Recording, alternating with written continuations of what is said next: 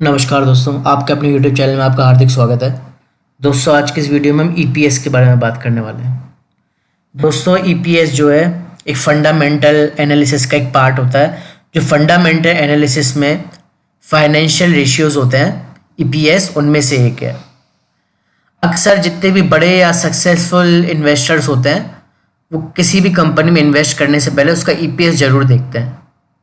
EPS की full form होती है अर्निंग पर शेयर। अब ईपीएस होता क्या है, देखिए इसके नाम से ही पता चलता है, कोई मुश्किल चीज़ नहीं है। ईपीएस हमें ये दिखाता है कि कंपनी ने अपने एक शेयर पे कितनी अर्निंग करी है, पर शेयर पे कितनी अर्निंग करी है। फॉर एग्जांपल, अगर किसी कंपनी का शेयर प्राइस 500 रुपीज़ है और उसका ईपीएस अगर 30 रुपीज़ है, तो उस कंपनी ने अपने एक शेयर पे 500 रुपये के एक शेयर पे 30 रुपये कमाए हैं। ठीक है। अब ईपीएस निकालने का जो फॉर्मूला होता है वो होता है net profit minus preferred dividends divide by total number of outstanding shares. अब बहुत से नए लोग होंगे जिन्हें आउटस्टैंडिंग शेयर्स भी निकालना नहीं आता होगा, तो उनको मैं बता दूं कि आउटस्टैंडिंग शेयर्स निकालना बहुत आसान होता है। इसके लिए आपको कंपनी की जो मार्केट कैपिटलाइजेशन होगी, करंट मार्केट कैपिटलाइजेशन होगी, उससे आपको उसका करंट शेयर प्राइस डिवाइड कर देना है। चलिए हम इसको एग्जाम्पल से समझते हैं कि किसी भी कंपनी के आउटस्टैंडिंग शेयर्स कैसे निकालते हैं। अब मैंने एग्जाम्पल के तौर पे XYZ कंपनी ले ली है। मान लीजिए हमें XYZ कंपनी के फाइनेंशियल ईयर 2018-19 के total number of outstanding shares निकालने हैं।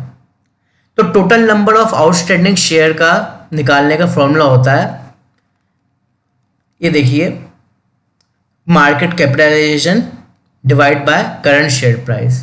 एक बार ध्यान से देख लीजिए क्या है, market capitalisation divide by current share price. ठीक है। अब एग्जाम्पल के तौर पे इस कंपनी की मार्केट कैपिटलाइजेशन है XYZ कंपनी की 3000 करोड़ रुपए और इसका करंट शेयर प्राइस है 250 रुपये। जब भी आप आउटस्टैंडिंग शेयर्स निकालें तो जब मार्केट क्लोज हो गई हो तब इसकी मार्केट कैपिटलाइजेशन और करंट शेयर प्राइस निकाले तो ज़्यादा बढ़ गया है। तो इसकी मार्केट कैपिटलाइजेशन 3000 करोड़ है और करंट शेयर प्राइस है 250 रुपये। तो हम दोनों को डिवाइड कर देंगे तो आ गया 12 करोड़। तो हमारे जो आउटस्टैंडिंग शेयर्स हैं वो है 12 करोड़। ठीक है। तो अब में आउटस्टैंडिंग शेयर्स निकल गए। अब हमें ईपीएस निकालने के लिए नेट प्रॉफिट और प्रेफर्ड डिविडेंड चाहिए। अब फॉर एग्जांपल हमें इसी XYZ कंपनी का फाइनेंशियल ईयर 2018-19 का ईपीएस निकालना है, अर्निंग पर शेयर निकालना है। तो ईपीएस का फॉर्मूला होता है net profit minus preferred dividend divide by total number of outstanding shares. ये देख लीजिए एक बार, ये ईपीएस है। ईपीएस का फॉर्मूला आपके सामने, नेट प्रॉफिट में से प्रेफर्ड डिविडेंड माइनस करेंगे divide by total number of outstanding shares. तो हमने आउटस्टैंडिंग शेयर्स अभी कितने निकाले थे XYZ कंपनी के 12 करोड़। और मान लीजिए इस कंपनी का नेट प्रॉफिट जो है वो है 120 करोड़ रुपए और प्रेफर्ड डिविडेंड जो है वो है 10 करोड़ रुपया। ठीक है। और टोटल नंबर आउटस्टैंडिंग शेयर है 12 करोड़ रुपए। तो नेट प्रॉफिट यानी कि 120 करोड़ माइनस 10 करोड़ यानी कि preferred dividend divide by 12 crore यानी कि total number of outstanding share. तो वैल्यू आपकी निकल के आएगी 9.6। जो 9.6 होगा यह आपका ईपीएस होगा XYZ कंपनी का। अच्छा, बहुत सी सिचुएशंस में क्या होता है कि कंपनी अपने प्रेफर्ड शेयर होल्डर्स को, प्रेफरेंस शेयर होल्डर होते हैं जो उनके प्रेफरेंस शेयर होल्डर्स, उनको प्रेफर्ड डिविडेंड डिस्ट्रीब्यूट नहीं कर पाती है किसी ना किसी वजह से। तो उसमें फिर ईपीएस के फॉर्मूले से आपको प्रेफर्ड डिविडेंड हटा देना है। फिर ईपीएस का फॉर्मूला ऐसे में ये ना हो करके सिर्फ और सिर्फ net profit divide by total number of outstanding shares होगा। ठीक है। तो इसका net profit 120 divide by total number of outstanding shares 12। तो ऐसे में ईपीएस हो जाएगा 10। ठीक है। इसमें प्रेफर्ड डिविडेंड को कंसिडर नहीं किया है जब नहीं दिया होता है। तो वैसे दोस्तों आपको एक बात बताऊं, ये ईपीएस जो होता है ये आपको दिया हुआ होता है, ये पहले से बना बनाया हुआ होता है। ये तो मैं आपको समझाने के लिए, थोड़ा फॉर्मूला और मैकेनिज्म समझाने के लिए ये मैंने आपको बताया, कि बहुत से आपके ब्रोकर प्लेटफॉर्म और मनी कंट्रोल, इकोनॉमिक टाइम्स या कई तरीके के ऐसे प्लेटफॉर्म्स में ईपीएस कंपनी का कैलकुलेट करके दिया हुआ होता है। ठीक है, तो हमने ये देख लिया आउटस्टैंडिंग शेयर्स कैसे निकालते हैं कंपनी के और ईपीएस कैसे निकालते हैं अगर प्रेफर्ड डिविडेंड दिया हुआ हो और नहीं दिया हुआ हो। ठीक है, अब दूसरे स्टेप की तरफ बढ़ते हैं। अब एक बात जो मैं आपको ईपीएस के बारे में बताना चाहूंगा, जो कंपनी का ईपीएस होता है उसका इनवर्स रिलेशनशिप होता है total number of outstanding shares के साथ।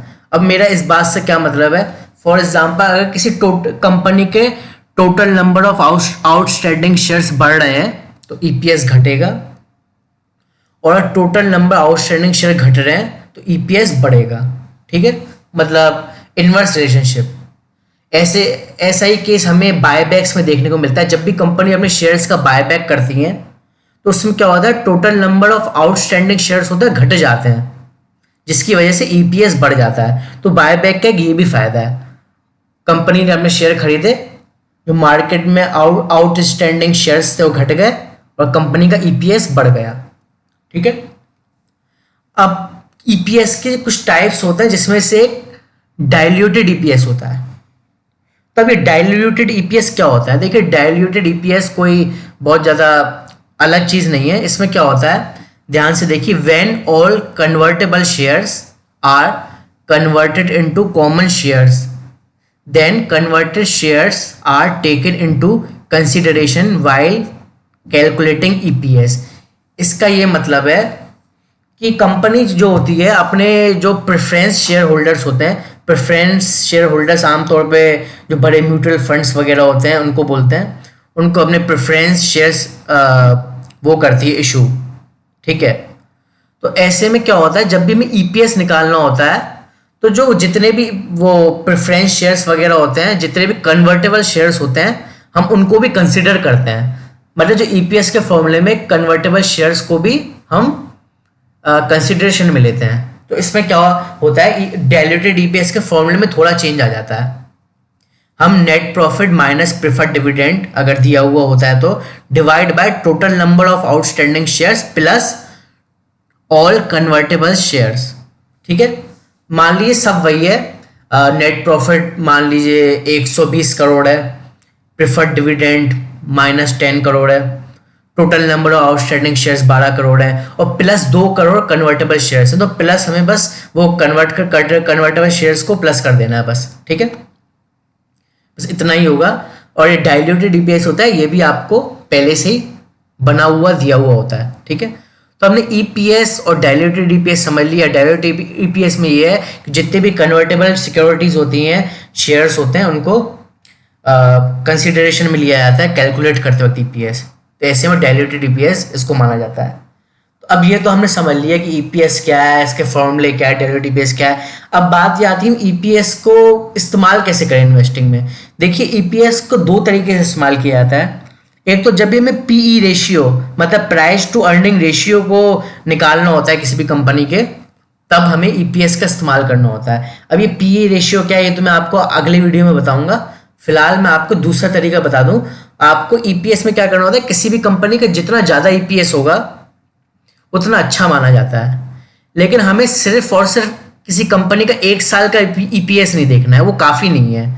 क्योंकि कंपनी क्या कहते हैं, किसी भी वजह से प्रॉफिट कर सकती है 1 साल के लिए, तो सिर्फ 1 साल का काफ़ी नहीं है। कम से कम 3 या 5 साल का हमें ईपीएस देखना चाहिए। और किसी कंपनी का अगर 4 या 5 साल से लगातार ईपीएस बढ़ रहा है, बढ़ता हुआ ईपीएस है लगातार, तो इस कंपनी को अच्छा मानते हैं। हालांकि सिर्फ ईपीएस के दम पर हम इन्वेस्ट नहीं कर सकते। फाइनेंशियल एनालिसिस का एक छोटा सा पार्ट है फंडामेंटल एनालिसिस का, लेकिन फिर भी हमें ईपीएस जरूर देखना चाहिए। अब कैसे देखेंगे, हमें ईपीएस देखने के लिए हम मनी कंट्रोल की वेबसाइट पर आएंगे।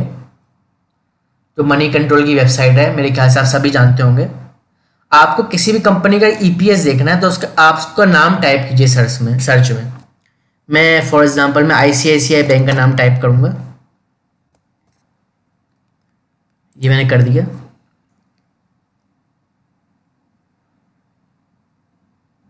अब देखिए आईसीआईसीआई बैंक का निकल आया है जो डैशबोर्ड में।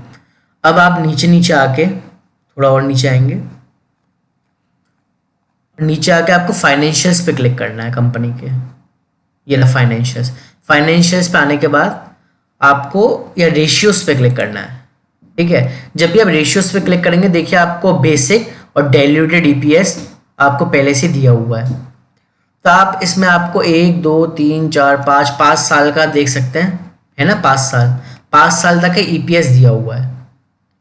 अब देखिए इसकी ईपीएस आप इस तरीके से देख के आप फैसला ले सकते हैं कि आपको इन्वेस्ट करना है कि नहीं। वैसे अगर मैं ऐसे ही आपको समझाने के तौर पे बात करूं तो आईसीआईसीआई की बैंक की ईपीएस में काफ़ी सुधार आया है।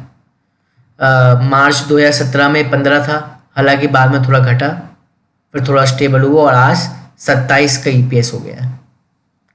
तो ईपीएस इस तरीके से निकाला जाता है। मैंने ये तक आपको बता दिया कि ईपीएस कैसे निकाला जाता है। अब बहुत से लोग क्या होते हैं ये नहीं बताते हैं कि निकाले कैसे, ढूंढे कैसे, तो नए लोगों को दिक्कत होती है, लेकिन मैंने आपको ये बता दिया। तो ईपीएस में बस यही सब था। उम्मीद करता हूँ आपको वीडियो पसंद आया होगा। धन्यवाद। Happy trading, happy investing. धन्यवाद।